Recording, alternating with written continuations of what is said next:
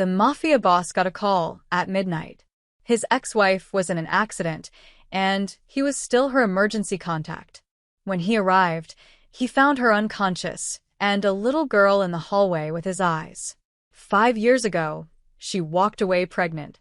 Now, someone knows about his daughter, and they're coming for her. The bourbon in Lorenzo Moretti's glass caught the amber glow of his desk lamp as he signed off on the last shipment manifest of the night.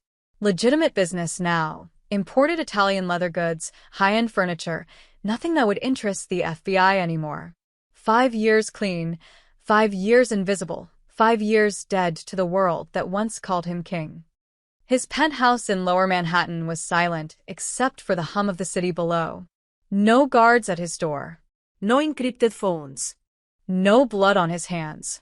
Just a man who'd walked away from an empire because staying meant becoming a monster he couldn't recognize anymore. The phone on his desk, his only phone now, just a regular iPhone, lit up with an unknown number. He almost didn't answer. Old instincts screamed trap. But something made him swipe. Mr. Moretti? A woman's voice, professional but strained. This is Mount Sinai Hospital. I'm calling about Elena Russo. You're listed as her emergency contact. Lorenzo's hand froze halfway to his mouth. Elena. He hadn't heard that name spoken aloud in 5 years. What happened? His voice came out rougher than he intended. There was an accident. A hit-and-run in Brooklyn. She's in surgery now, but she's stable. However, sir, there's a child with her. A little girl. She won't talk to anyone, and we can't reach any other family members. Can you come? Lorenzo was already grabbing his keys. I'm 10 minutes away. He hung up and stood there for 3 full seconds, his mind racing through possibilities. Elena had kept him as her emergency contact. After everything. After she'd walked out of their marriage with nothing but a suitcase and words that still haunted him.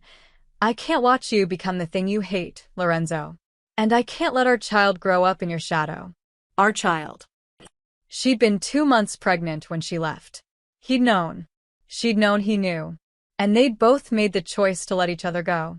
But a child. Here. Now. Lorenzo grabbed his jacket and headed for the elevator, his heart hammering in a way it hadn't since he'd put a bullet in the head of the man who'd killed his father. Different kind of fear. The kind that comes when you realize the past isn't buried, it's just been waiting. Mount Sinai's emergency room smelled like antiseptic and burnt coffee. Lorenzo walked through the sliding doors, and for a moment, he was invisible, just another worried family member in jeans and a dark coat. No tailored suites anymore. No Italian leather shoes that cost more than a car. He'd learned to blend in to be nobody. A nurse directed him to the surgical wing's waiting area. His eyes scanned the space automatically, old habits cataloging exits, security cameras, potential threats. Then he saw her. A little girl sat alone on a plastic chair, her legs dangling above the floor. She couldn't have been more than 6 years old. Dark curly hair fell around her face as she clutched a worn teddy bear to her chest. Her clothes were rumpled, pink leggings and a small denim jacket, and there was a smudge of something on her cheek. Chocolate, maybe. Lorenzo's breath caught. She had his eyes.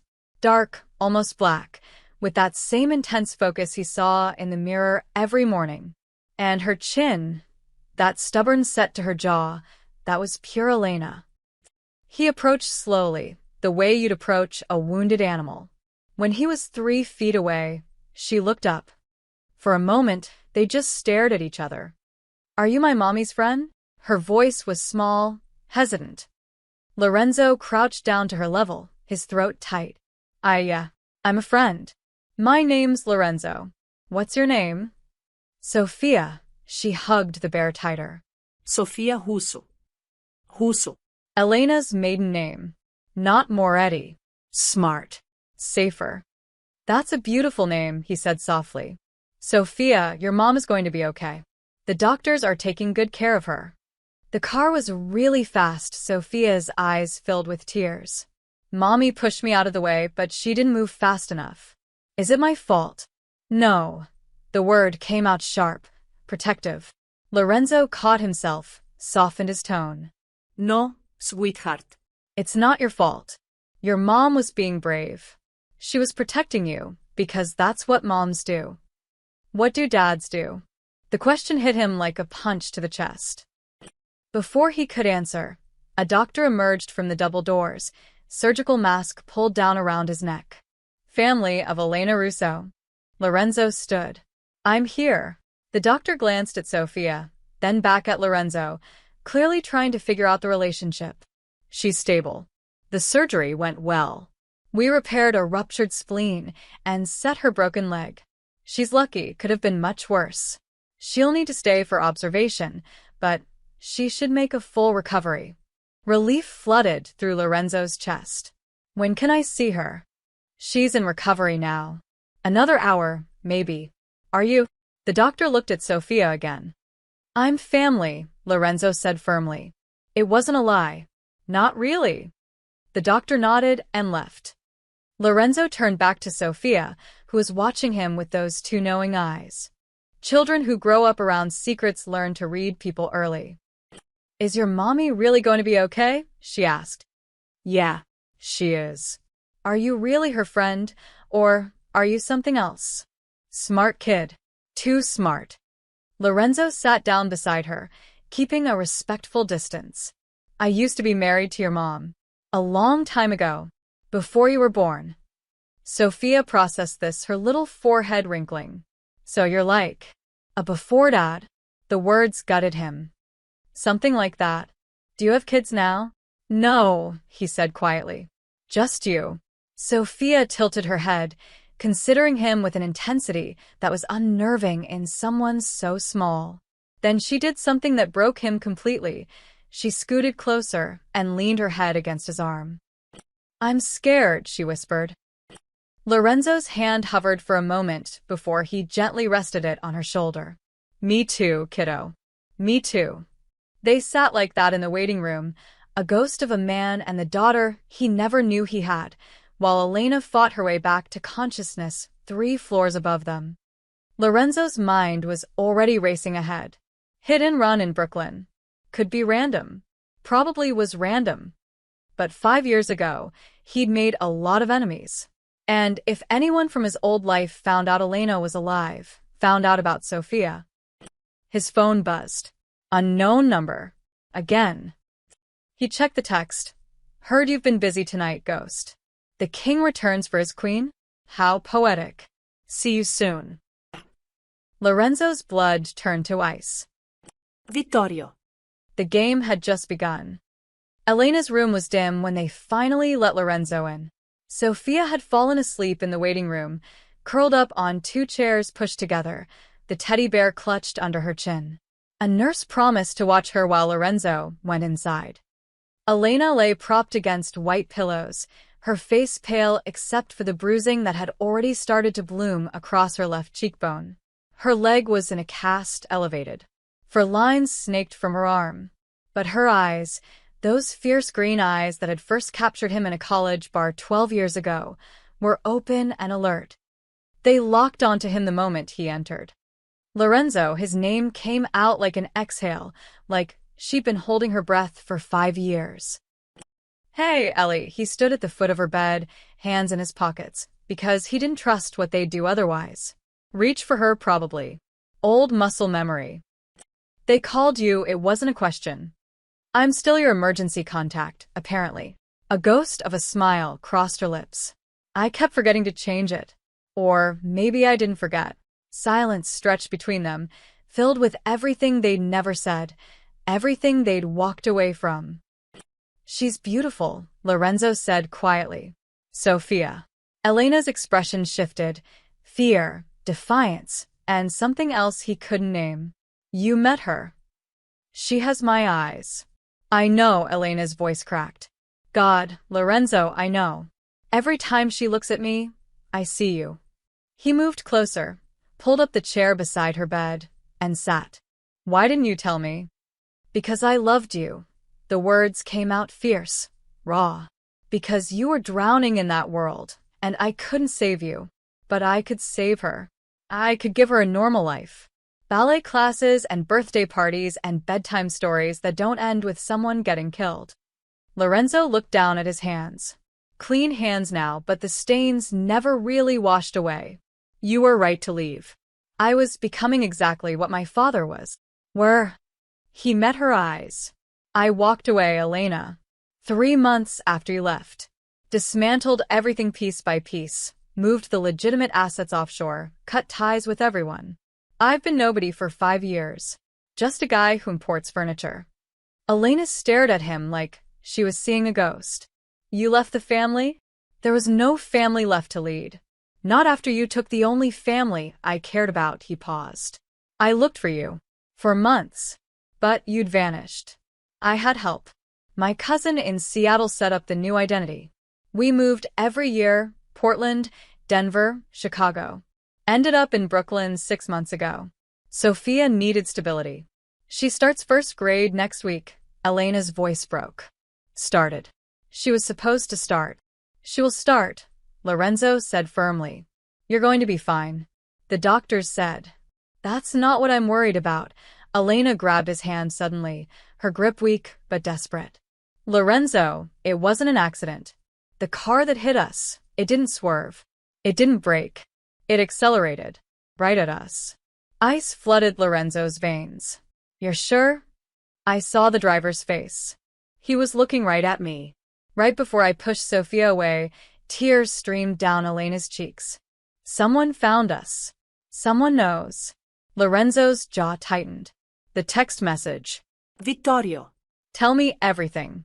What have you noticed? Anyone following you? Strange calls? Anything? Elena shook her head. Nothing. We've been careful. I work remotely as a graphic designer. Sophia goes to a small private school. We don't use social media. I thought we were safe. Vittorio Rossi sent me a message tonight. He knows I'm here. The color drained from Elena's face. Vittorio? Your old lieutenant. Not mine anymore. After I left, there was a power vacuum. He took over most of the northern operations. But he's sloppy, ambitious. He's made enemies. And he thinks getting to you through us will what? Bring you back? Kill you. Both probably. Lorenzo's mind was already working through scenarios, calculating threats, planning moves. Old instincts kicking in like he'd never left. If word gets out that I have a daughter, every rival family will see her as leverage. She becomes a target. You become a target. Then what do we do? Elena's voice was steel despite the tears. Because I won't let anyone hurt her, Lorenzo. I'll disappear again. I'll take her somewhere he can't.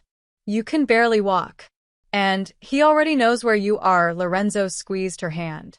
There's only one way to keep her safe now. Don't say it. I have to come back. The words tasted like ash. Not permanently. Just long enough to remind them why they used to be afraid of me. You'll become that person again. The one I left. Maybe. Lorenzo stood, paced to the window, looked out at the city lights. Or maybe I've learned something in 5 years. Maybe I can be the monster just long enough to protect what matters, then walk away again. You really think you can control it? The violence? The rage? He turned back to her. For Sophia?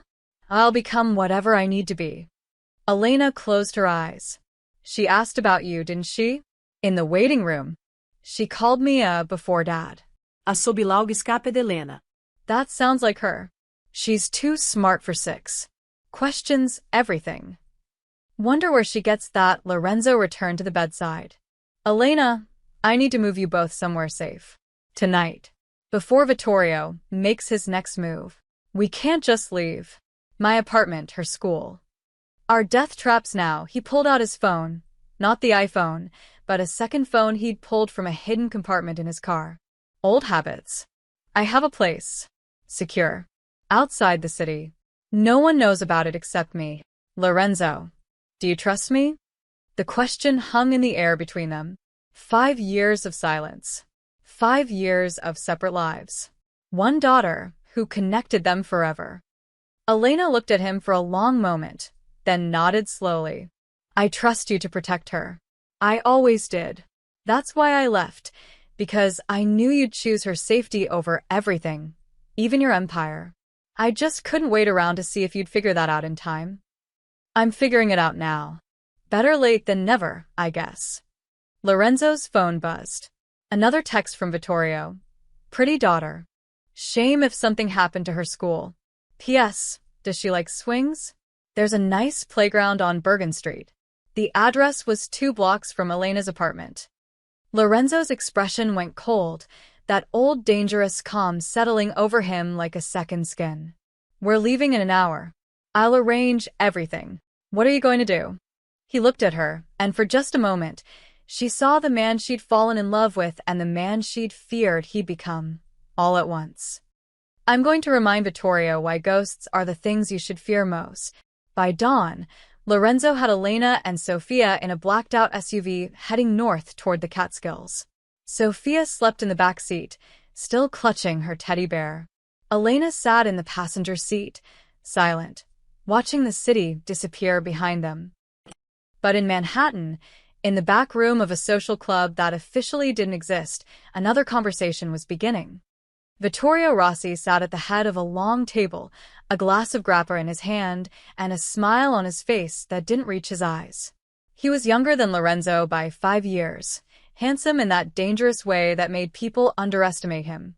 That was usually their last mistake. Around the table sat the heads of 3 families, the Castellanos from Boston, the DeMarcos from Philadelphia, and the Yukos, who'd moved in from Chicago after Lorenzo's exit left a power vacuum big enough to drive a truck through. Gentlemen, Vittorio said, his voice smooth as silk. Thank you for coming on such short notice. I have news that will interest you all. Marco Castellano, a barrel-chested man in his 60s with more scars than smile lines, grunted. This better be good, Rossi. I don't drive 3 hours for gossip. Oh, it's better than gossip. Vittorio pulled out his phone and tapped the screen. A photo appeared on the monitor behind him, grainy, pulled from a hospital security camera. Lorenzo crouched down, talking to a little girl in a waiting room. The ghost of Manhattan is alive. And he has a daughter. The room erupted. Bullshit, said Anthony DeMarco, youngest of the 3 at 45, with slick-back hair and a suit that cost more than most people's cars. Lorenzo Moretti died 5 years ago. Or disappeared. Same difference. Did he? Vittorio advanced to the next photo, Lorenzo entering Elena's hospital room. This was taken last night at Mount Sinai, after his ex-wife was hit by a car I may have provided the driver for. You tried to kill his wife? Yuki Tanaka, the only woman at the table, set down her tea with a sharp click. She ran the Yuko family with more efficiency and brutality than her late husband ever had. That's bold. Or stupid. Strategic. Vittorio corrected. I needed to draw him out. Confirm he was alive. And look, here he is. 5 years of hiding, and all it took was threatening his family. Marco leaned back in his chair. So what? He's out of the game. Has been for years. Let sleeping dogs lie.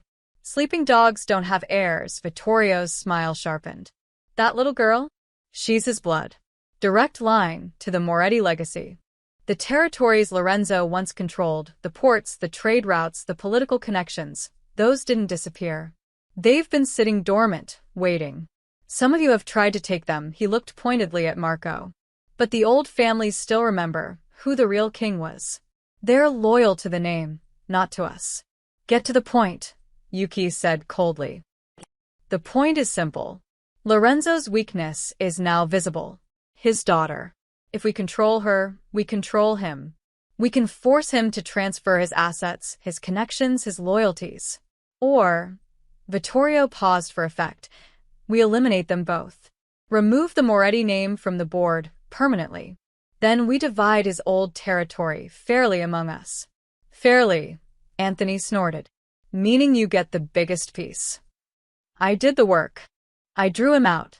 I found the weakness. Vittorio's voice hardened. I spent 5 years building power while you all fought over scraps. Now I'm offering you a chance to feast. But if you're not interested, how do you know he won't just disappear again? Marco interrupted. take the girl and vanish. Because I made it personal. I threatened his child directly. Sent him her school address. Vittorio refilled his grappa. Lorenzo Moretti was many things, but he was never a coward. He won't run. He'll fight. And when he does, he'll be rusty, sloppy, emotional. He's been playing businessman for 5 years. We've been sharpening our teeth. Yuki studied the photos.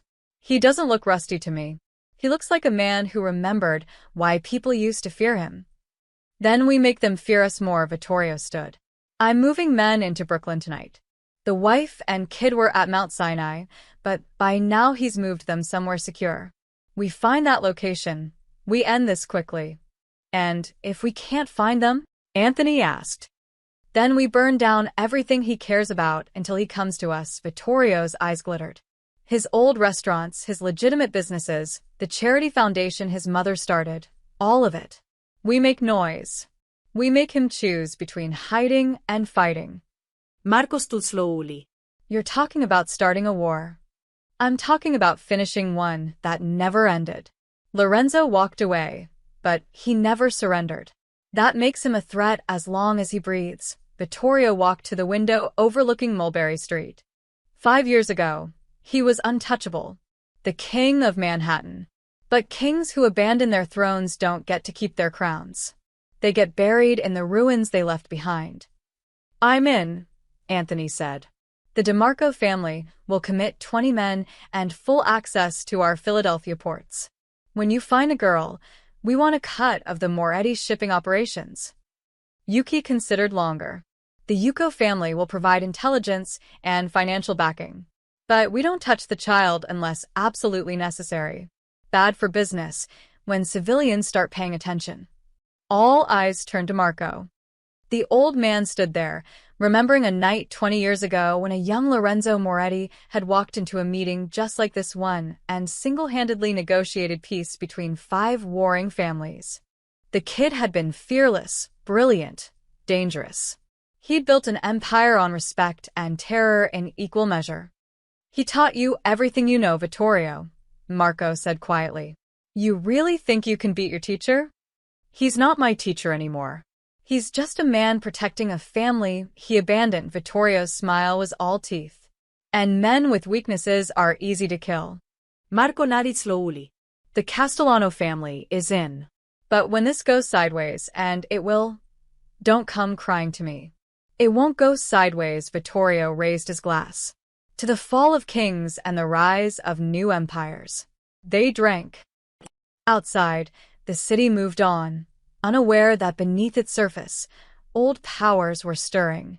By noon, word would spread through every underground channel, every hidden club, every backroom deal from New York to Chicago. The ghost is alive. The hunt is on.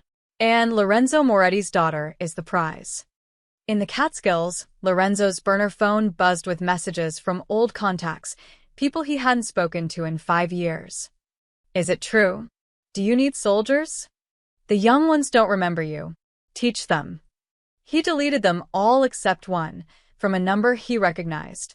Tommy Chun, his old driver, the only man from his past life he'd kept tabs on. The message was simple. Vittorio's calling a council. For families. They're coming for her, boss. All of them.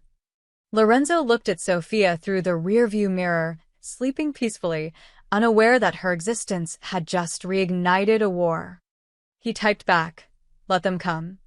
The safe house was a converted farmhouse tucked into 40 acres of woods, 2 hours north of the city. Lorenzo had bought it under a shell corporation 3 years ago, one of many contingencies he'd hoped never to use. The place was simple but secure. Reinforced doors, surveillance cameras hidden in the trees, a panic room in the basement, and enough supplies to last a month. Elena woke up as the SUV crunched up the gravel driveway. Pain medication had kept her sedated for most of the drive, but now her eyes snapped open with the alertness of a mother whose child might be in danger. Where are we? Her voice was groggy. Safe, Lorenzo said. That's all that matters. Sophia stirred in the back seat, yawning. Are we there yet? Yeah, kiddo. We're here, Lorenzo parked and came around to help Elena out. She winced as she maneuvered on her crutches, but she waved away his attempt to carry her. I can walk. Stubborn as ever. You expected different. Sophia scrambled out after them, looking around at the trees and the house with wide eyes. Is this a castle? More like a fort, Lorenzo said, unlocking the front door. But yeah, kind of. Inside, the house was sparsely furnished but clean. Lorenzo had called ahead. One of his few remaining trusted contacts had stocked the fridge and turned on the heat. The living room had a stone fireplace, comfortable couches, and windows that looked out onto the forest. Sophia immediately ran to explore, her teddy bear tucked under one arm. Elena watched her go, then turned to Lorenzo with fire in her eyes. How long do we have to hide here? As long as it takes. That's not an answer. Lorenzo set their bags down and faced her. Vittorio's called in 3 other families. They're mobilizing against us. Against her. So the answer is, until I make this problem disappear.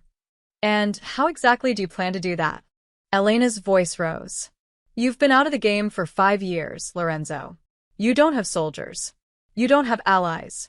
You're one man against 4 families. I'm aware. Then explain to me how this ends without us running for the rest of our lives. Without Sophia growing up looking over her shoulder, wondering if every stranger on the street is coming to hurt her. Lorenzo was quiet for a moment.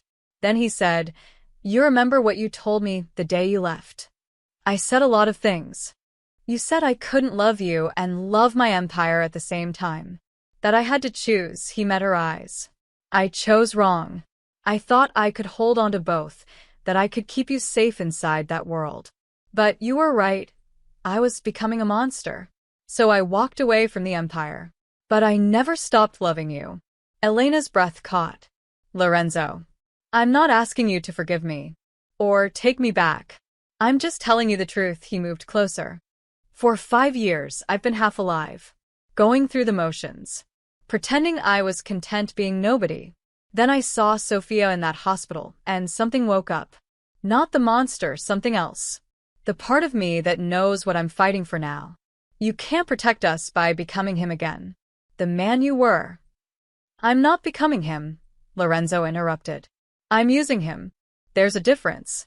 The old Lorenzo? He fought for power, for respect, for an empire built on fear.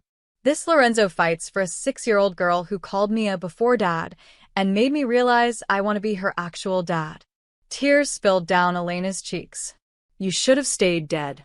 You should have let us disappear. Maybe. But they found you anyway. Vittorio found you. And if he could, others will too, Lorenzo's voice softened. Elena, I know you hate needing me. I know you spent 5 years building a life without me. But right now, I'm all that stands between Sophia and people who see her as a tool or a target. So yeah, I'm going to use every dark skill I learned in that world. But this time, I'm using them for something that matters. Before Elena could respond, Sophia's voice called from upstairs. Mommy, there's a room with bunk beds. Can I sleep on the top? Elena wiped her eyes quickly. Let me see, baby. She hobbled toward the stairs, and Lorenzo moved to help her. For a moment, their hands touched on the railing. Neither pulled away. Interfered, Elena whispered. Not of them. Of losing you to that darkness again. Then keep me in the light, Lorenzo said. You and Sophia. Be the reason I come back. Upstairs, they found Sophia bouncing excitedly in a bedroom painted soft yellow.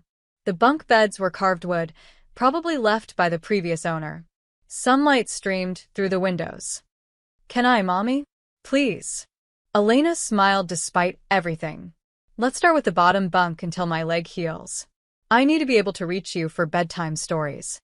Will we be here a long time? Maybe a little while.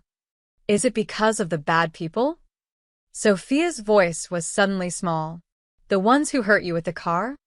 Elena and Lorenzo exchanged glances. They'd always agreed to never lie to their child, back when they'd had those hypothetical conversations about parenting before everything fell apart. Elena knelt down carefully, wincing. Yes, sweetheart. There are some people who want to hurt us. But Lorenzo, she hesitated, then continued, your dad is going to make sure they can't. Sophia looked at Lorenzo with those dark, knowing eyes. Are you really my dad? The question hit him like a bullet. He crouched down beside Elena. Yeah. I am. I know I wasn't around before, and I'm sorry for that. But I'm here now, and I'm going to keep you and your mom safe. I promise. Do you know how to fight bad people? I used to be very good at it. Good. Sophia threw her arms around his neck suddenly, fiercely. Because I don't want mommy to get hurt again. Lorenzo's arms came up automatically, holding her tight. Over Sophia's shoulder, he saw Elena's face, torn between fear and something that looked dangerously like hope. His phone buzzed. He pulled it out carefully, not letting go of Sophia. The message was from Tommy. They hit your mother's foundation office. Burned it to the ground. Message spray-painted on the wall. We're coming for the princess. Lorenzo's expression went cold. Elena saw it. What happened? They just made it personal. He stood, gently setting Sophia down. I need to make a call. You two get settled. He walked downstairs, stepped outside into the cold afternoon air, and dialed a number he'd sworn never to use again. The voice that answered was rough, older, but unmistakable. I was wondering when you'd call, kid. Marco, Lorenzo said. We need to talk. I figured. Heard you've got trouble. Heard you're part of it. A pause. Then a low chuckle. Vittorio's ambitious. But he's young.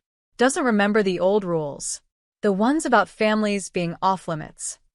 Are you asking me to remind him? I'm saying some of us remember why we used to sleep easy when you ran things. Order.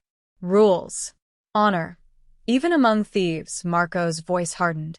This new generation? They're animals. Maybe it's time someone taught them how things used to be done. Lorenzo looked back at the house where his daughter was choosing which stuffed animals to put on her bunk bed. I'm not coming back, Marco. Not permanently. Didn't ask you to. Just handle Vittorio. Remind the youngbloods why ghosts should stay buried. Do that, and the rest of us will stay out of your way. And after? After, you disappear again. For real this time. We'll spread word you're dead. Make it stick. Your kid grows up normal. You get your happy ending, a pause. If you survive. If I don't. Then Vittorio was right, and you stayed gone too long. Either way, the question gets answered. Lorenzo closed his eyes. Tell the Castellanos to pull their men back. This is between me and Vittorio now. I'll pass the word. But Lorenzo? The others won't sit out easy. You're going to have to make a statement. Something that reminds everyone why your name still means something. I will. He hung up and stood there in the cold, watching smoke curl from the farmhouse chimney. Inside, he could hear Sophia's laughter, Elena's gentle voice. 5 years ago, he'd walked away from war. Now war had walked to his doorstep. And this time he had something worth fighting for. The first 3 days at the farmhouse developed a rhythm that felt almost normal. Almost. Mornings, Lorenzo made breakfast: scrambled eggs, toast, orange juice for Sophia. She sat at the kitchen table, swinging her legs, asking 1,000 questions about everything from why the sky was blue to whether the chickens they could hear in the distance had names. Can we name them? Sophia asked on the third morning, syrup on her chin. They're not our chickens, kiddo, but they need names. That one sounds like she's saying Barbara. Can we call her Barbara? Elena watched from the couch, her casted leg propped up, a small smile playing at her lips. You're going to spoil her. Good, Lorenzo said, wiping Sophia's face with a napkin. She deserves to be spoiled. But beneath the domestic surface, tension hummed like a live wire. Elena saw it in the way Lorenzo checked his phone constantly, the way his eyes tracked every bird that flew past the window, the way his hand instinctively moved to his waistband where he'd started carrying a gun again. At night, after Sophia fell asleep, they sat by the fireplace in careful silence. Elena reading, Lorenzo planning. The space between them filled with everything unsaid. On the fourth day, Sophia found a box of art supplies in one of the closets and decided Lorenzo needed a portrait. "Sit still," she commanded, wielding a crayon with serious concentration. "I am sitting still. You're thinking too hard. I can see it in your forehead. Stop thinking." Elena laughed from the couch. "Good luck with that."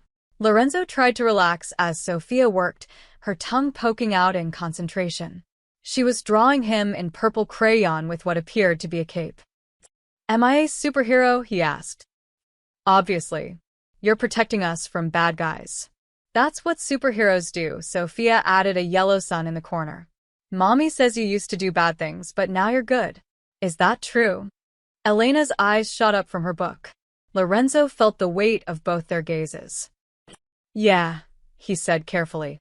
"I made a lot of mistakes. Hurt people I shouldn't have hurt. But I'm trying to be better now." "Why did you do bad things?" "Because I thought power was the most important thing. I thought if I was strong enough, I could protect everyone I loved. But I was wrong.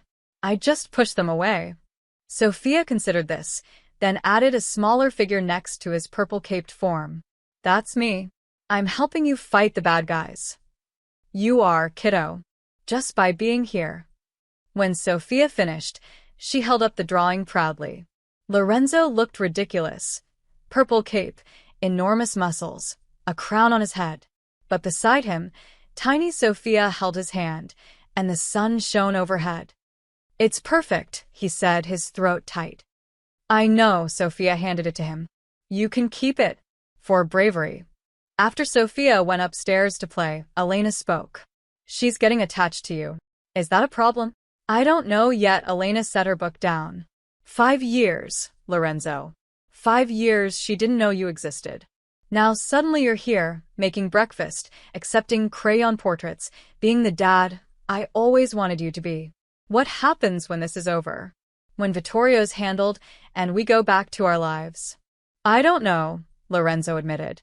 "But I know I can't walk away from her. Not now. Not after." His phone buzzed. He checked it, and his expression darkened. "What?" Elena asked. "Tommy's outside. I asked him to come." "You brought someone here?" "To our safe house. I need information. And Tommy's the only one I trust." Lorenzo stood. "He doesn't know the exact location. I'm meeting him at the road." "Lorenzo. Lock the door behind me. Don't open it for anyone but me." He grabbed his jacket and gun. "I'll be back in 20 minutes. Elena watched him go, fear and frustration warring in her chest. Tommy Chun waited by a nondescript sedan at the end of the long driveway. He was in his 50s now, gray threading through his black hair, but he still had the alert posture of a man who'd survived decades in dangerous work. "Boss," he nodded as Lorenzo approached. The old title slipped out automatically. "Just Lorenzo now." Old habits. Tommy handed him a folder. "Information you wanted. Vittorio's movements, family positions, who's still loyal to you." Lorenzo flipped through it. "The DeMarcos pulled back. After your conversation with Marco, yeah. Castellanos are officially neutral. But the Yukos are still backing Vittorio. And he's brought in outside contractors, Russians, from what I hear. Mean bastards who don't care about the old rules." "How many men does he have?" 40, maybe 50. Well armed. He set up a command post at the old meatpacking plant in Queens. "The one you used to own." Lorenzo's jaw tightened. "Of course he did." Symbolic. "There's something else." Tommy pulled out his phone, showed Lorenzo a video. "This went out on the underground channels yesterday." Lorenzo pressed play. Vittorio's face filled the screen, smooth and confident. "Lorenzo Moretti," Vittorio said to the camera, "you made a mistake coming back. You made a bigger mistake having a family. I'll give you 72 hours to turn yourself in. Come to the plant. Alone. Surrender your assets, your contacts, everything. Do that and maybe I let your daughter live. Don't, and I burn down everything you love. Starting with that pretty farmhouse you think nobody knows about." The video ended. Lorenzo's blood ran cold. He's bluffing. He doesn't know where we are. "You sure about that? Because 3 hours ago, A car was spotted on the county road nearest to here. No plats. Just circling. Could be coincidence. Or surveillance, Lorenzo's mind raced. We need to move. Tonight. Where? I have another place. Upstate. More remote, Lorenzo checked his gun. But first, I need you to spread a message. Let it be known through every channel that I'm accepting Vittorio's invitation. 72 hours from now, I'll be at the meatpacking plant. Tommy's eyes widened. That's suicide. No, it's strategy. He wants me to come alone and afraid. Instead, I'm coming prepared. Lorenzo handed the folder back. And I need to borrow some of your men. People you trust. How many? 10. Well-trained. Loyal. Boss, Lorenzo, you've been out 5 years. You think you can just walk into a trap and walk back out. I think Vittorio's made a critical mistake. He thinks I'm weak now because I have something to lose. But that's exactly what makes me dangerous. Lorenzo started walking back toward the house. A man protecting his family doesn't fight to win. He fights to survive. And there's nothing more terrifying than that. Inside the farmhouse, Elena had managed to hobble upstairs to check on Sofia. She found her daughter at the window, looking out at the darkening forest. What are you thinking about, baby? Is Lorenzo really my dad? Yes. He is. Sofia was quiet for a moment. I asked him to braid my hair tomorrow. Like you do.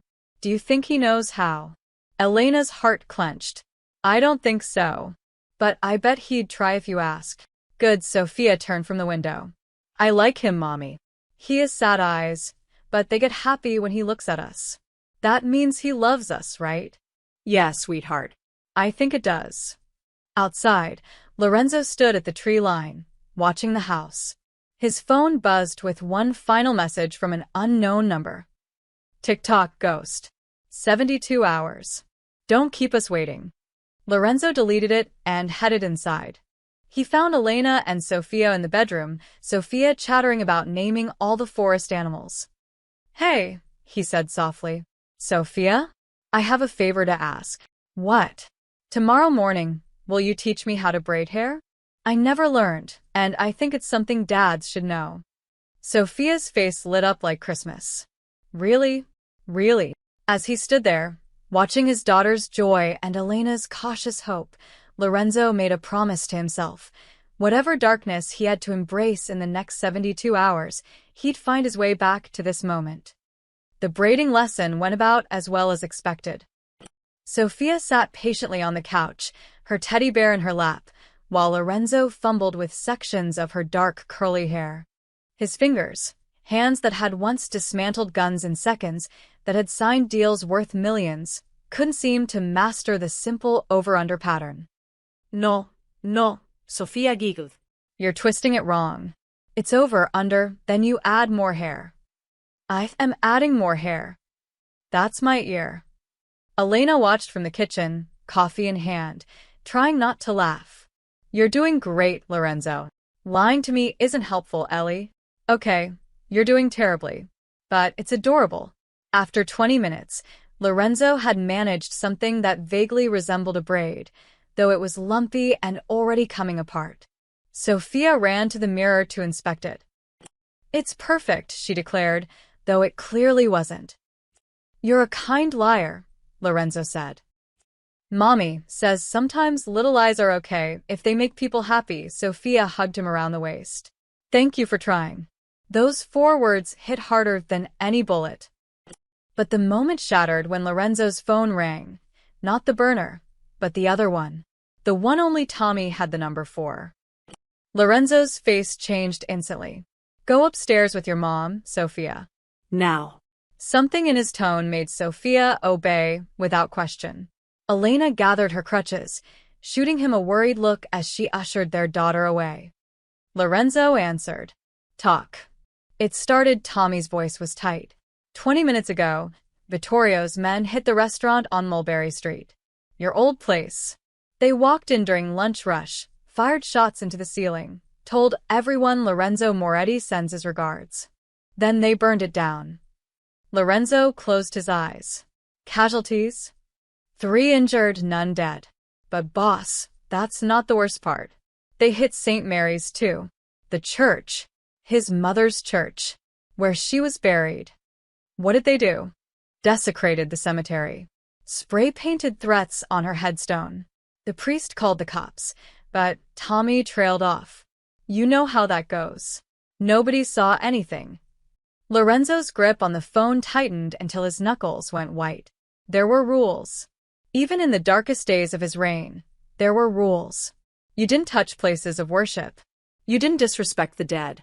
And you never, ever brought civilians into the war. He's trying to make you emotional, Tommy continued. Make you sloppy. Come rushing and angry instead of smart. It's working. Don't let it. That's what he wants. Lorenzo forced himself to breathe.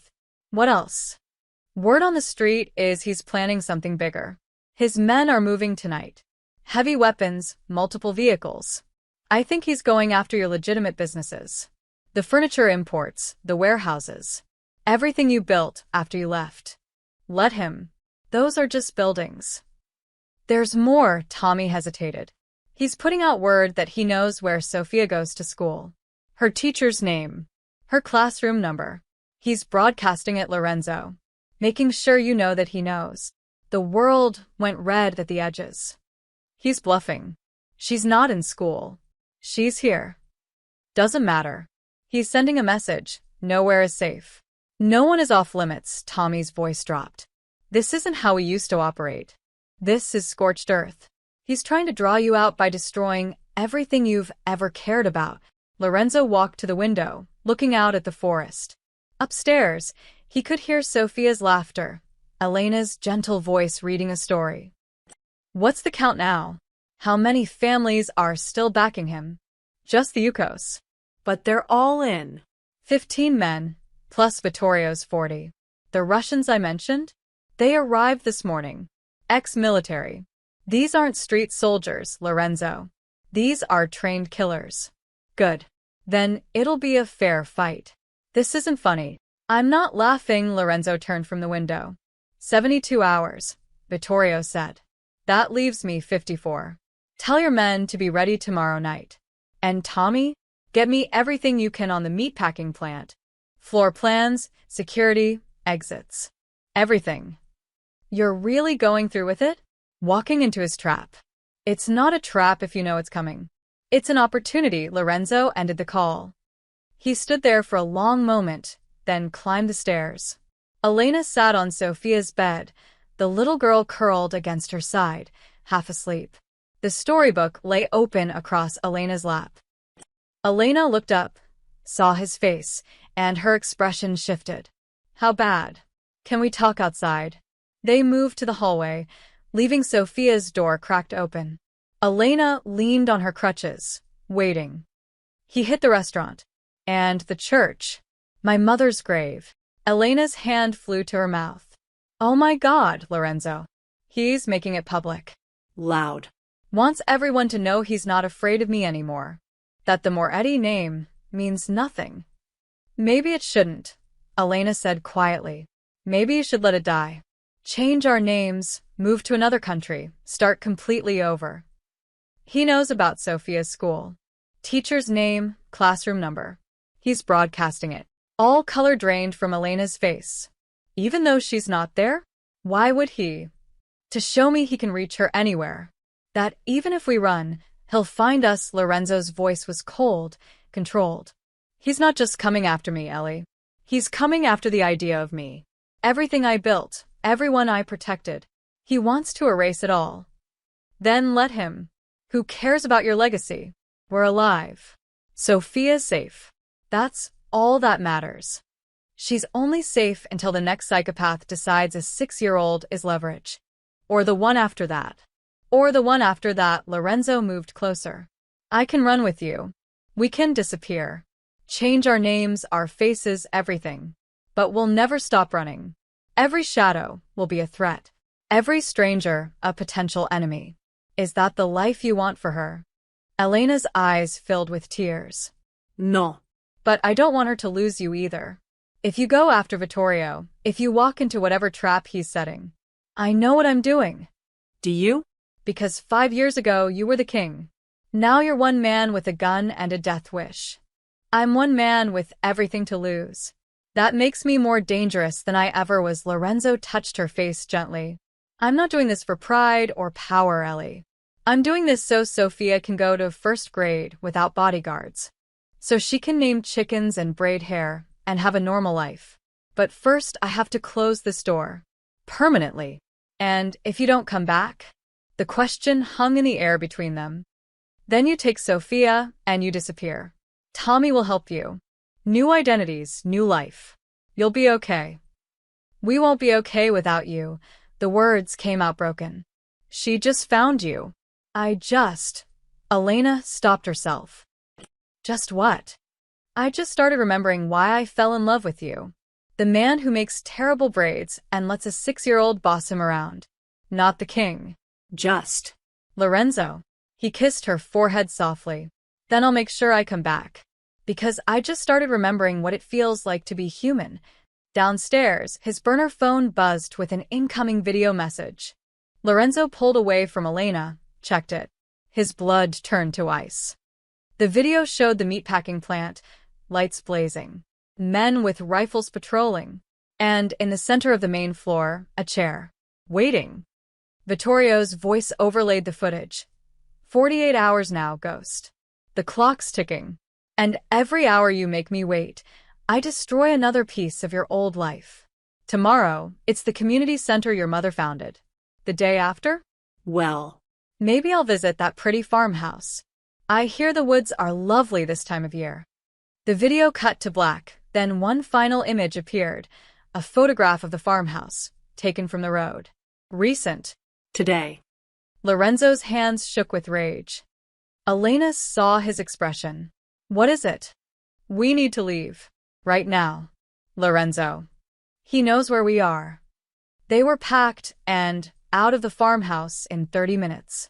Sophia, confused and scared, clutched her teddy bear in the back seat while Elena tried to keep her calm. Lorenzo drove fast but controlled, his eyes constantly checking the mirrors. Where are we going? Sophia asked in a small voice. On an adventure, Elena said, forcing brightness into her tone. Right, Lorenzo? Right. A surprise aventure. But there was no adventure in Lorenzo's eyes. Only cold calculation. He drove for 2 hours, taking random turns, doubling back, making sure they weren't followed. Finally, he pulled into a small motel off Route 9, the kind of place that took cash and didn't ask questions. Stay here, he told Elena. Keep the door locked. I'll be back in 3 hours. Where are you going? To end this. But not the way Vittorio expects. Elena grabbed his arm. Lorenzo, please. Don't do anything stupid. I'm done being stupid. Now I'm being smart. He kissed Sophia's forehead. Be good for your mom, kiddo. Are you coming back? Always. He left before Elena could stop him. Lorenzo drove to a diner in Poughkeepsie and slid into a booth at the back. Tommy arrived 10 minutes later with a laptop and a grim expression. You're playing with fire, Tommy said, opening the computer. Good thing I know how to burn. Lorenzo studied the screen, detailed surveillance photos of the meatpacking plant, guard rotations, weapon counts. He's got 55 men. I've got 10. Those aren't good odds. So we get more men. No. We get smarter. Lorenzo zoomed in on a photo. Vittorio thinks I'm coming to fight. That I'll show up angry and stupid, guns blazing, trying to prove I'm still the king. That's what he's prepared for. What are you prepared for? Lorenzo smiled, but there was no warmth in it. Vittorio was my student. I taught him everything, tactics, strategy, how to read people. But there's one thing I never taught him. What's that? How to fight someone who doesn't care about winning. Only surviving. Lorenzo pulled out his phone. I need you to spread some information. False information. Let it slip that I'm moving Elena and Sophia to a safe house in Connecticut. Give them an address. A fake address. No. A real one. Abandoned warehouse I used to own. Has some security. Looks legitimate. Lorenzo's eyes glittered. While Vittorio sends his men there, thinking he's getting ahead of me, I'll be somewhere else entirely. Where? Right under his nose, Lorenzo pointed to the surveillance photo. See this section? The old administrative offices. Vittorio's using them as his command center. 3 guards, maybe 4. Sloppy. He's focused on the main floor, expecting a frontal assault. Tommy stared. You're going to sneak into his headquarters? Not to fight. To listen, Lorenzo pulled out a small black device, a digital recorder with a transmitter. I'm going to plant bugs in his office. Record his conversations. His plans. Everything. That's insane. That's why it'll work. He thinks I'm a blunt instrument. All muscle and rage. He's forgotten I used to be smart. Lorenzo closed the laptop. Once I have his communications, I'll know his next move before he makes it. Where his men are positioned. What his real target is. And then what? Then I don't fight him on his terms. I make him come to me. On my terms, Lorenzo stood. But first, I need to give him something to chase. The Connecticut address. Exactly. He'll send 20, maybe 30 men. Split his forces. Weaken his position. While they're raiding an empty warehouse, I'll be planting evidence. What kind of evidence? Lorenzo's smile turned predatory. The kind that destroys empires. Financial records. Communications with corrupt cops. Deals with the Russians that violate about 15 international laws. I've been collecting information on Vittorio for 3 years. Ever since I heard he was making moves. I just never had a reason to use it. Now you do. Now I do. Lorenzo pulled out a second phone. Not his burner, something else. This gets uploaded to every law enforcement database simultaneously. FBI, de Interpol. I won't just destroy Vittorio. I'll destroy everyone backing him. The Yukos. The Russians. All of it. Tommy sat back, impressed despite himself. You're going to bring down the whole house. No. I'm going to make them bring it down themselves. Rats fleeing a sinking ship. Vittorio's allies will turn on him the second they realize he's toxic. He'll be alone. Vulnerable. And then you disappear. Let the law handle him. Exactly. No bloodbath. No war. Just information, leverage, and pressure applied at exactly the right points. Lorenzo checked his watch. I need your men ready tomorrow night.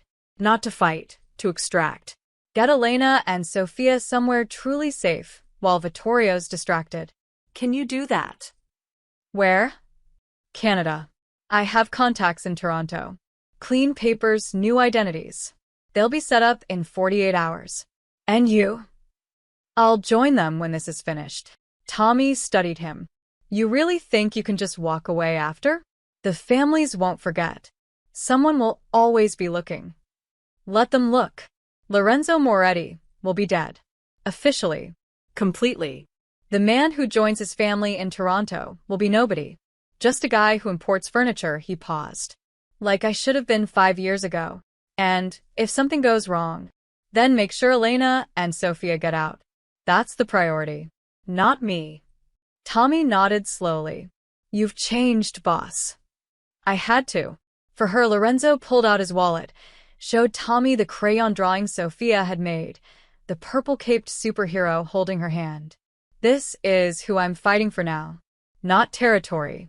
Not respect. Just her. That's what makes you dangerous now. You've got nothing to lose except everything that matters. Exactly. They spend the next hour going over details, timing, equipment, exit strategies. When they finally left the diner, Lorenzo drove back toward the motel, but stopped a mile away at a gas station. He called Elena from a payphone. Are you okay? Her voice was tight with worry. I've fine. Listen, tomorrow night, Tommy's going to move you and Sofia north. To Canada. Don't argue, just trust me. What about you? I'll be right behind you. 2 days, maybe 3. But I need to know you're safe first. Lorenzo. Ellie, please. This is the only way I can do what needs to be done. If I'm worried about you too, I'll make mistakes. Let me focus on ending this. Silence. Then, Sofia asked when you were coming back. I told her soon. Don't make me a liar. I won't. Promise me. On her life. Promise me you'll come back. Lorenzo closed his eyes. I promise. On her life. I'll come back. Okay. Okay, Elena's voice cracked. Be careful. Please. Always.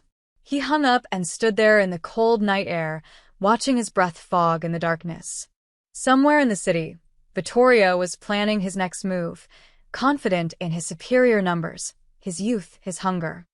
But Vittorio had made one critical mistake. He'd given Lorenzo something to fight for that was bigger than pride or power.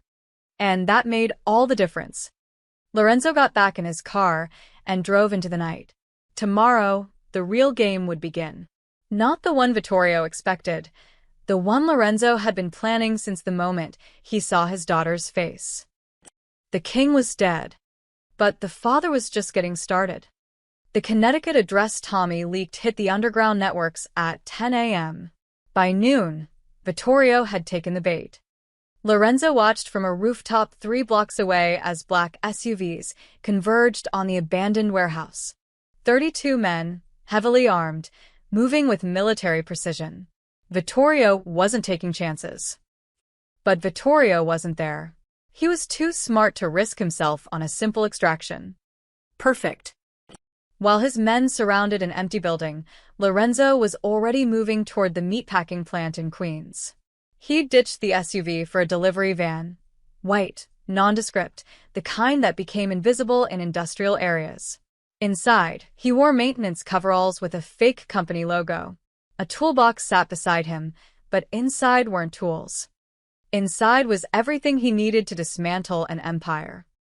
The plant's perimeter was guarded, but not as heavily as before. Vittorio had pulled men for the Connecticut operation. Only 12 remained, clustered near the main entrances. The administrative section, the old offices Lorenzo knew better than anyone, had just 3 guards. He parked 2 blocks away and approached on foot, carrying the toolbox. Just another maintenance worker doing a job. The guards barely glanced at him. HVAC repair, Lorenzo said, showing a fake work order. Got a call about the heating system in the offices. The guard, young and bored, waved him through. Make it quick. Lorenzo climbed the exterior stairs to the second-floor offices. The door was locked, but he'd installed these locks 15 years ago. Had them changed a dozen times since. But the building's bones were the same, and Lorenzo had always kept a backup plan. He bypassed the lock in 40 seconds. Inside, the offices were exactly as he'd remembered, long hallways, rooms converted into meeting spaces, and at the end, the main office. Vittorio's command center. The door was ajar.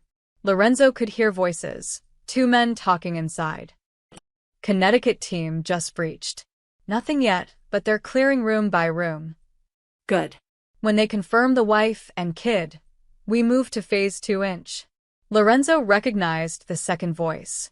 Marco's nephew, Tony, one of Vittorio's lieutenants. What's phase 2? The first voice asked. Leverage. We grab the kid, make Moretti watch what happens when you cross Vittorio Rossi. Then we put a bullet in all 3 of them. Send a message to anyone who thinks the old ways still matter. Lorenzo's hands tightened on the toolbox. Steady. Emotion makes you sloppy. He waited until both men left the office, heading to the main floor to coordinate, then slipped inside. Vittorio's command center was organized chaos. Maps on the walls, photos of Lorenzo's legitimate businesses marked for destruction, and in the corner, a communication hub. Phones, laptops, encrypted radios. Lorenzo worked fast. Bug under the desk. Another in the phone. A third inside the laptop's charging port. All tied to a remote transmitter in his pocket. Within 5 minutes, he owned every conversation that would happen in this room. Then he saw it. On the desk, a folder marked insurance inside. Detailed surveillance of Sophia. Photos of her at the Brooklyn apartment building, walking to the corner store with Elena, playing in a small park. Timestamps, locations, patterns. And underneath, a map of Toronto with an address circled. The address of Lorenzo's contact.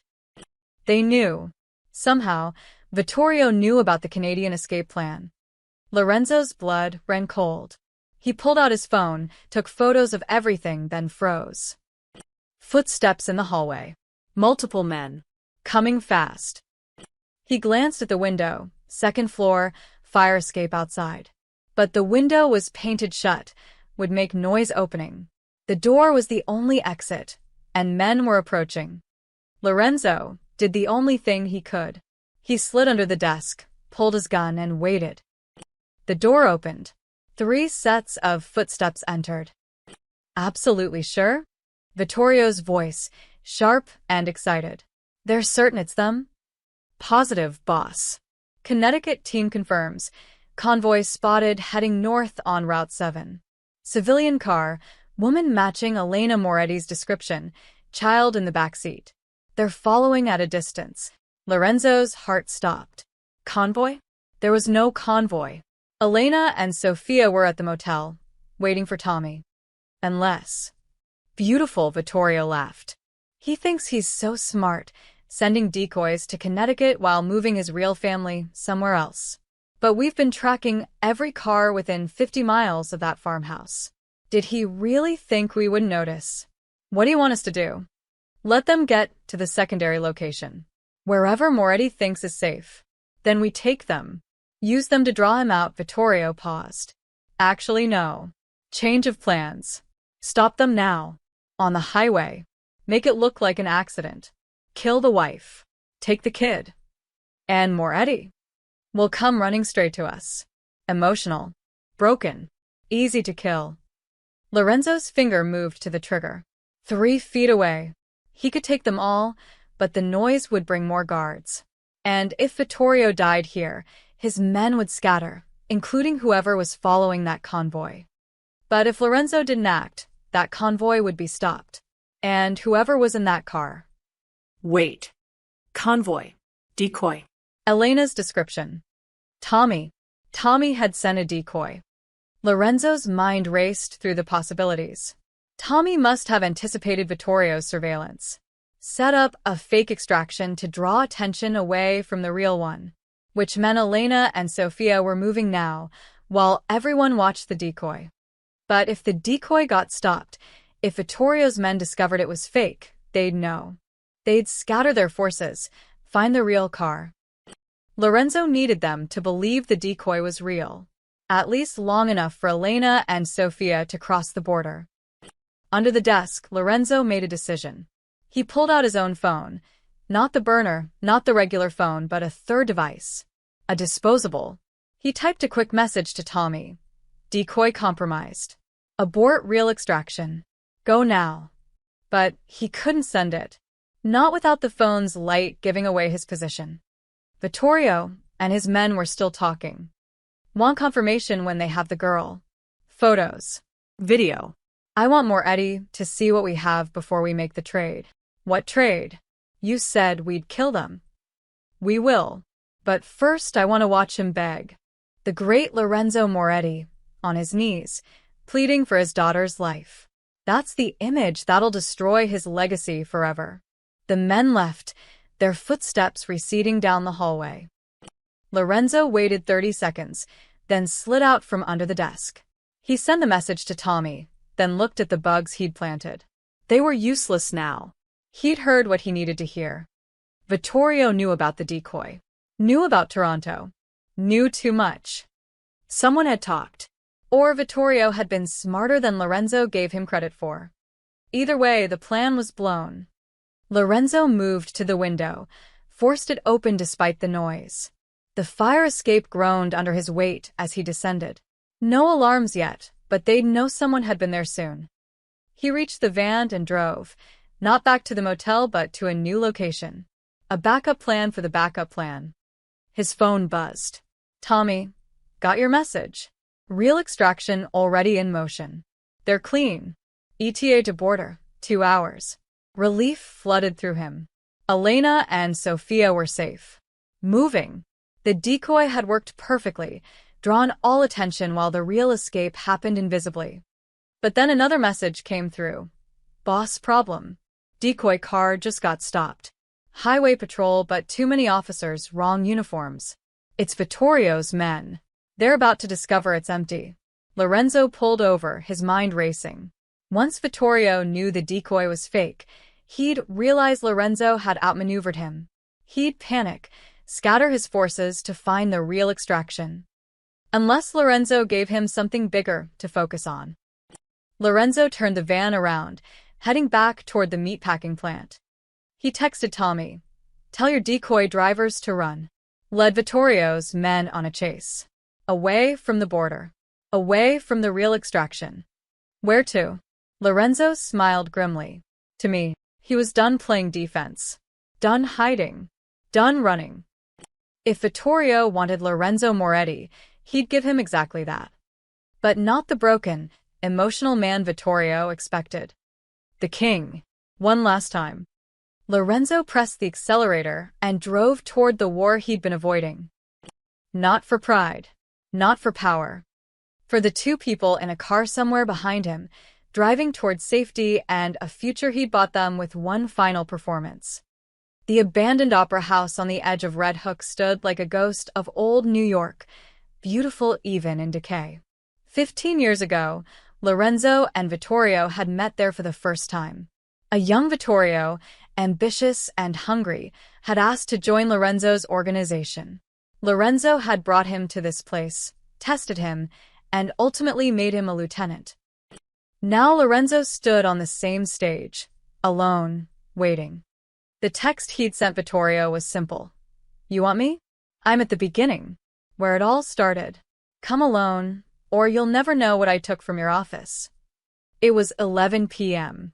The decoy chase had led Vittorio's men on a wild pursuit through 3 counties before the drivers finally ditched the car and vanished. By Lorenzo's calculations, Elena and Sofia had crossed into Canada 20 minutes ago. Safe. Beyond Vittorio's reach. Now he could finish this. Footsteps echoed through the opera house. Not one person. Multiple. Lorenzo smiled grimly. Of course Vittorio hadn't come alone. The main doors opened, and Vittorio walked in flanked by 6 armed men. He looked confident, expensive suit unmarred, hair perfectly styled. A young king entering his domain. Lorenzo, Vittorio's voice carried through the empty space. "I have to admit, this is poetic. Coming back to where we began." Seemed appropriate. Lorenzo stood center stage, hands visible, no weapon drawn. "You wanted to talk. So talk." "There's nothing to talk about. You're finished. Your family's gone. Yeah, we figured out the decoy. Cute trick. But we'll find them. Canada, Mexico, Europe, doesn't matter. We have resources, time, and motivation. Do you?" Lorenzo pulled out his phone. "That's interesting. Because 10 minutes ago, I sent a very detailed file to the FBI. Financial records showing your connections to the Russian Bratva. Communications proving you've been smuggling weapons through ports you don't control. Ports that belong to the Castellano family." Vittorio's expression flickered. "You're bluffing." "Am I? Check your encrypted server. The one you thought was secure. I've been inside your network for 3 days, Vittorio. Every email, every text, every phone call. I own all of it." Lorenzo's voice was ice. "I also sent evidence to Marco Castellano showing how you've been skimming from joint operations. And to Yuki Tanaka proving you planned to betray the Yukos the moment this was over. By morning, you won't have any allies left. Just enemies." One of Vittorio's men whispered something urgent. Vittorio pulled out his phone, checked it, and his face went pale. "You're lying. Your server's been wiped, hasn't it?" "That was me. 30 minutes ago. But don't worry, I kept copies of everything. Uploaded to 3 different cloud services, set to release automatically if I don't check in every 12 hours. So if you kill me here, all that information goes public anyway. To the FBI, to your rivals, to the press. Your empire burns either way." Vittorio's hand moved toward his gun. "You son of..." "I wouldn't." Lorenzo's voice cut through the air like a blade. "Look up." Vittorio and his men looked up at the opera house balconies. Red dots appeared on their chests, laser sights from hidden positions. "Tommy's men," Lorenzo said calmly. 10 snipers. "I lied when I said come alone. Just like you lied about everything else. Difference is, my people listen to me." "You think you've won?" Vittorio's voice shook with rage. You think this changes anything? It changes everything. Because I'm not here to kill you, Vittorio. I'm here to give you a choice. What choice? Lorenzo pulled a small recording device from his pocket, pressed play. Vittorio's voice filled the opera house. Want Moretti to watch what happens when you cross Vittorio Rossi. Then we put a bullet in all three of them. Send a message to anyone who thinks the old ways still matter. Another clip. Make it look like an accident. Kill the wife. Take the kid. And another. I want to watch him beg.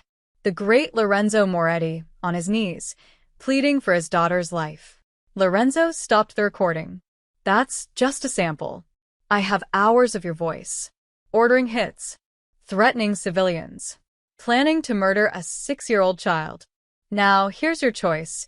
You can try to kill me here, and my snipers kill you and your men. The recordings go public, and the FBI tears apart everything you've built. Or what? You walk away. Tonight. Leave New York. Leave the families. Disappear the same way I did 5 years ago. I'll bury the evidence. Wipe it clean. You get to live, start over somewhere else. But you never come near my family again. Ever. Vittorio laughed, but it was hollow. You expect me to just run? Abandon everything I've built? I'm giving you what I took 5 years ago, a chance to walk away with your life. Most people don't get that option. I'm only offering because I don't want my daughter growing up knowing her father killed someone. I'm trying to be better, Vittorio. But if you make me choose between being good and protecting her, Lorenzo's eyes went cold. I'll choose her every single time. This is insane. The families won't let me just walk away. The families think you're toxic now. I made sure of that. Marco's already calling for your head. The Yukos are cutting ties. You're alone, Vittorio. The only question is whether you're smart enough to stay alive. Sirens wailed in the distance. Growing closer. What's that? Vittorio asked. Insurance. I called in an anonymous tip about illegal weapons at this location. The police will be here in about 3 minutes. You can be here when they arrive and answer questions about why you're meeting with a dead man, or you can leave. Now. Vittorio's jaw clenched. His hand hovered near his gun. For a moment, Lorenzo thought he'd choose violence.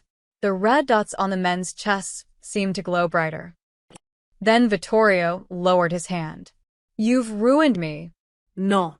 I've freed you. The same way Elena freed me 5 years ago, Lorenzo's voice softened slightly. I taught you to be a king, Vittorio. But I never taught you the most important lesson. Some crowns aren't worth wearing. Walk away. Start over. Be someone your mother would be proud of instead of someone she'd fear. My mother's dead. So was I for 5 years. But I came back. You can too. Just not here. Not as this. The sirens were closer now. 2 minutes, maybe less. Vittorio looked at his men, then back at Lorenzo. If I ever see you again. You won't. Because Lorenzo Moretti died tonight. In this opera house. Officially. Completely, Lorenzo pulled out a fake passport, driver's license, documents. He dropped them on the stage. Burn these. Let them find the ashes. Let everyone think I'm finally gone. You get to live, I get to disappear. We both win. This isn't winning. No. It's surviving. Learn the difference.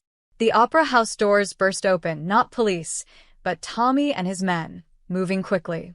Boss, we need to go. Now. Real cops are 90 seconds out. Lorenzo backed toward the stage exit, keeping his eyes on Vittorio. Choose, Vittorio. Life or pride? You've got 30 seconds. Vittorio stood there, surrounded by reds, sirens screaming closer, his empire crumbling around him. Then, he did something Lorenzo didn't expect. He smiled. A real smile, not the practiced one he wore like armor. You really did it. You actually got out and stayed out. I thought it was impossible. It's not, but it's hard. Harder than fighting. Lorenzo paused at the exit. Don't make the same mistakes I did. Don't wait until you've lost everything to figure out what matters. Blue and red lights flashed through the opera house windows. Vittorio turned to his men. We're leaving. Different exits. Scatter. Don't come back. He looked at Lorenzo one last time. Tell your daughter, tell her she's lucky to have a father who chose her over everything else. Tell her yourself. Someday, when you've become someone worth meeting. Lorenzo disappeared through the stage exit as police poured through the front doors.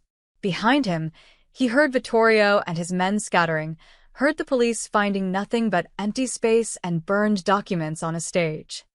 By the time they searched the building, everyone was gone.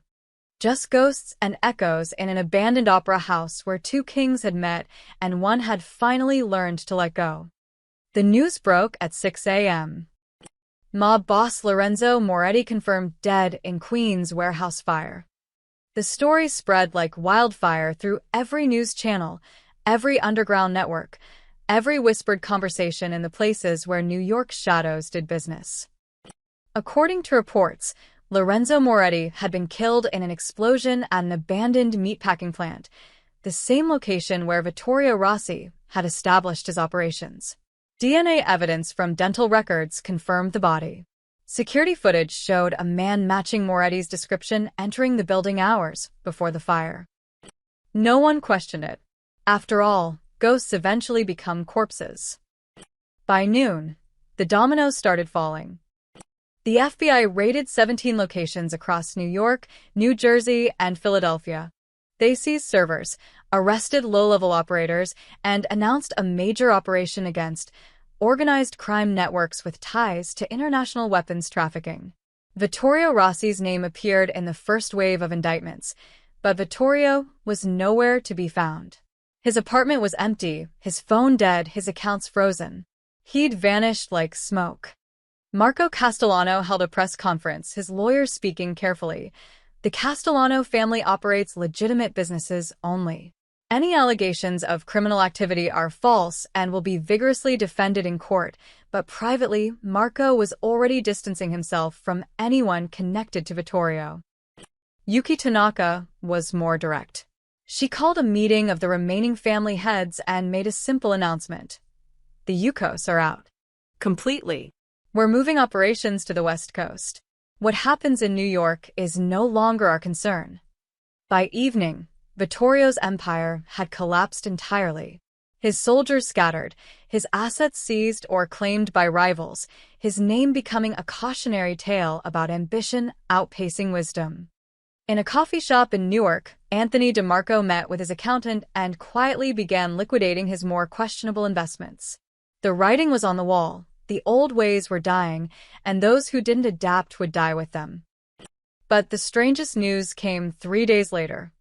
Anonymous leaks began appearing to investigative journalists.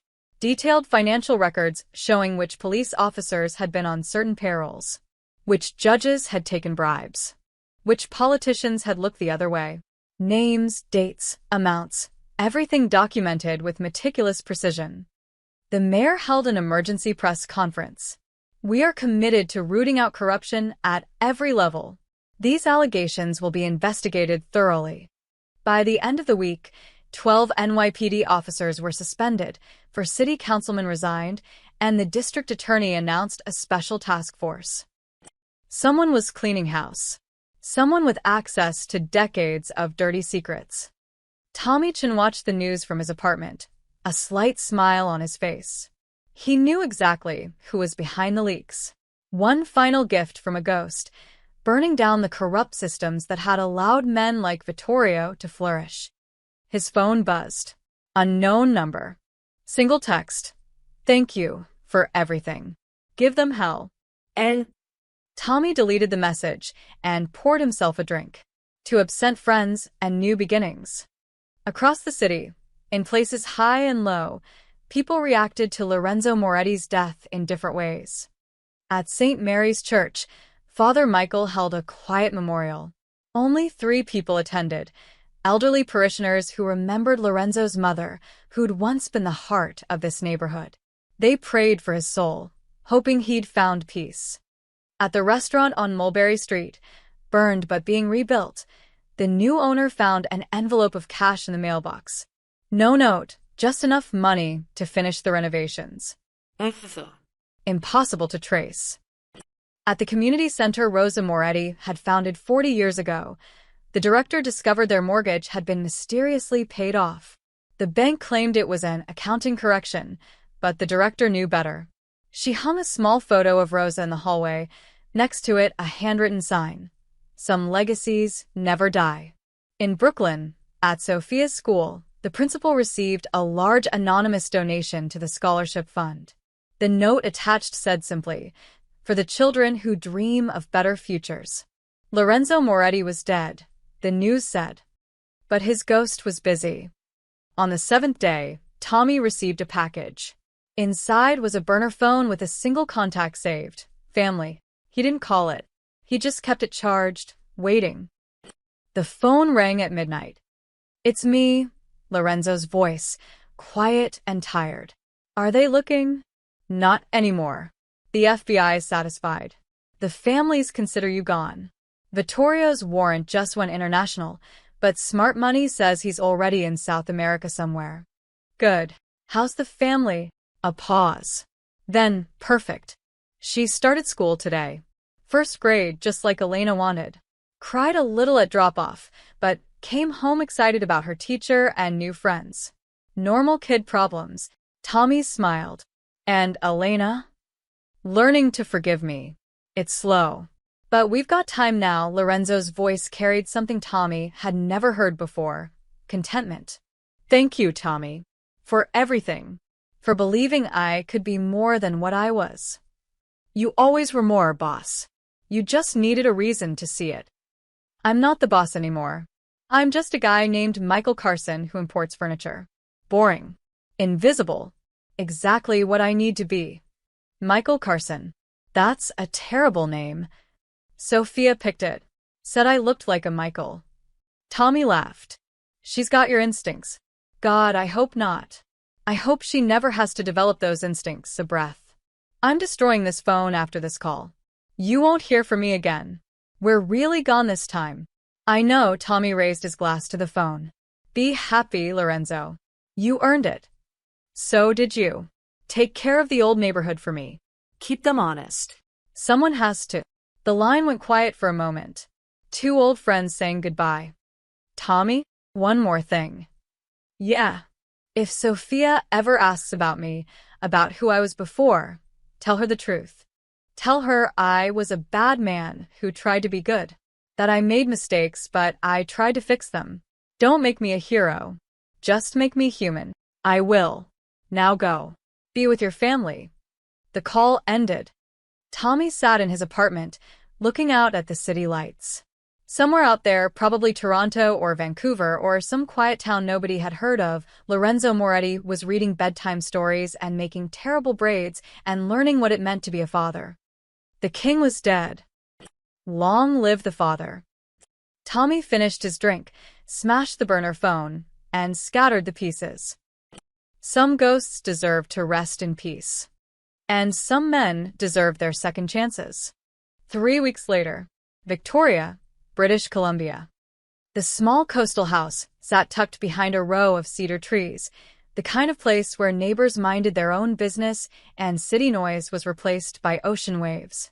Elena stood in the kitchen, cooking dinner while rain pattered against the windows. She moved easier now. The cast was off, replaced by a walking boot she'd be rid of in another week. Physical therapy 3 times a week. Normal problems. Human problems. Sophia sat at the table, coloring. Her new school uniform, navy blue with a crest, hung on the back of her chair, ready for tomorrow. She'd been nervous about starting at yet another new school, but the teacher had been kind during the visit, and there was a girl next door her age who'd already invited her over to play. Normal. They were building something normal. "Mommy, do you think Barbara misses us?" Sophia asked, not looking up from her drawing. "Who's Barbara?" "The chicken. From the farmhouse. Remember?" Elena smiled sadly. "I'm sure she's fine, baby. Chickens are very resilient. Like us." "Yeah." "Like us." The doorbell rang. Elena froze. They weren't expecting anyone. Didn't know anyone here yet. The house was rented under a false name, paperwork processed through layers of shell companies. Stay here, she told Sophia, reaching for the phone Tommy had given her. One button for emergency. One call, and they'd disappear again within hours. She approached the door, looked through the peephole. A delivery man stood on the porch, holding a package. Baseball cap pulled low, jacket collar up against the rain. Normal, except the way he stood, the set of his shoulders. Something familiar. Elena opened the door a crack, keeping the chain on. Delivery for Carson? The man said, voice muffled. Carson. Their new name. But they'd had nothing delivered. Elena's hand moved toward the phone. Then the delivery man looked up, and she saw his eyes. Dark. Intense. Heartbreakingly familiar. Lorenzo? She whispered. He pulled the cap lower. Package for you, ma'am. Needs a signature. Elena's hands shook as she unchained the door. He stepped inside quickly, closed it behind him, and only then pulled off the cap. It was him. Thinner, maybe. Beard grown out. Hair longer and dyed darker. But him. You shouldn't be here, Elena said, even as relief flooded through her. I know. I needed to see you. Both of you. Make sure you were really okay. We're okay. We're safe. You promised you'd wait. That it wasn't safe yet. It's not. But 3 weeks felt like 3 years. Lorenzo set down the package. Actually empty, just a prop. I was careful. 3 different flights, fake passport, cash only. Nobody followed me. I'll be gone by morning. Lorenzo. Daddy. They both turned. Sophia stood in the kitchen doorway, clutching her teddy bear, eyes wide. Hey, kiddo, Lorenzo said softly. Sophia ran to him, and he caught her, lifting her up. She wrapped her arms around his neck and buried her face in his shoulder. You came back, she said into his jacket. Mommy said you would, but I was scared you wouldn't. I promised, didn't I? I always keep my promises to you. Lorenzo held her tight, his eyes closed. Over her head, he met Elena's gaze. I'm sorry. I know this isn't the plan. I know I'm risking. Stop, Elena said, moving closer. Just stop. You're here. That's what matters. I can't stay. You know that, right? Another week, maybe 2, and then we'll deal with it. Together, Elena touched his face, the new beard unfamiliar under her fingers. You look different. That's the idea. Michael Carson, furniture importer. Boring as hell. Is Michael Carson good at braiding hair? Because Sophia's been asking. Sophia pulled back from his shoulder. Mommy tries, but she's not as fun as you. You make them lumpy. Lorenzo laughed, and the sound was lighter than Elena had heard in years. Lumpy braids are my specialty. They stood there, the 3 of them, while rain drummed on the roof and the ocean whispered in the distance. A strange little family built from ruins and second chances. Have you eaten? Elena asked finally. Not really. Been traveling for 18 hours. Then sit. I made too much anyway. She moved back to the kitchen, her heart doing complicated things in her chest. He was here. Stupidly, dangerously, wonderfully here. Sophia dragged Lorenzo to the table, showed him her drawings. This is our new house. And this is you, me, and Mommy. See? We're all holding hands. In the drawing, 3 figures stood in front of a small house. A man, a woman, a little girl. Simple. Perfect. It's beautiful, Lorenzo said. I know. Sophia climbed into his lap. Are you staying forever now? Lorenzo and Elena exchanged glances. Not forever, Lorenzo said carefully. But I'll come visit. As often as I can.